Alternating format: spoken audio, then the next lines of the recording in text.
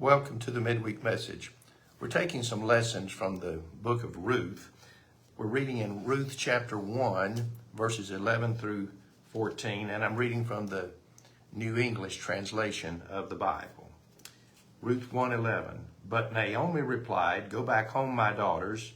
There is no reason for you to return to Judah with me. I am no longer capable of giving birth to sons who might become your husbands.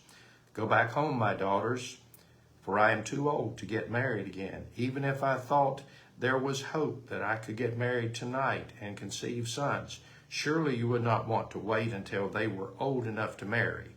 Surely you would not remain unmarried all that time. No, my daughters, you must not return with me, for my intense suffering is too much for you to bear, for the Lord is afflicting me." Again they wept loudly. Then Orpah kissed her mother-in-law goodbye, but Ruth clung tightly to her. Now, Naomi and her husband left their home in Judah to go to Moab because of a famine. While they were down there, Naomi, her husband Elimelech, and their two sons, while they were down there, the two sons married women of Moab. In the process of time, Naomi's husband died, and both of her sons died, and the three women were left alone. They heard that the famine had lifted in Judah, and Naomi was going to go back to the land of to her homeland and leave Moab. And the two girls, Ruth and Orpah, that were left with her, her daughters-in-law, said, "Well, we're going to go with you." And Naomi tried to get them not to follow her back to her homeland, but to stay in the land of their birth, where they were familiar with the surroundings. And so Naomi is following this conversation where we ended last week in verse 11. So let's look at these verses individually. But Naomi replied, "Go back home, my daughters. There is no reason for you to return to Judah with me. I am no longer capable of giving birth to sons who might become your husbands." Naomi had said, girls, stay here in the land of your birth and remarry and have families. And the girls said, "No, we're going to go with you back to Judah, where you're from." And then Naomi followed, "Go back home, girls.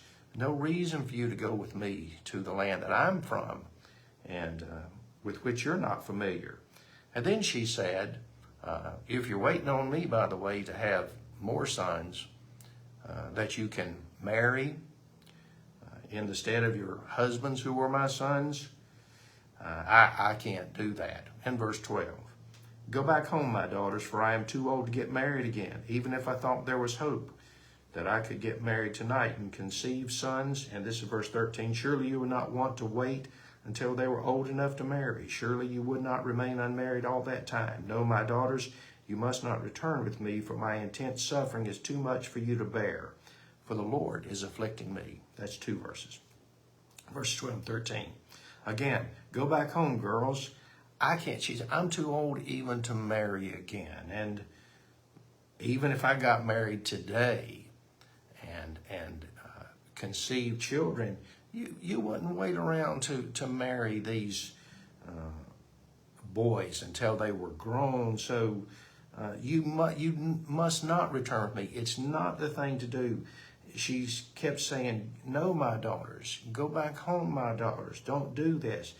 And then she said, "My intense suffering is too much for you to bear. You don't need to tag in on my pain. You've got pain of your own." And then she said, "The Lord is afflicting me." She viewed everything that happened to her in her life as coming from God. And a lot of people have trouble with that today because they don't recognize that God is a sovereign. They think bad things come from the devil and good things come from God.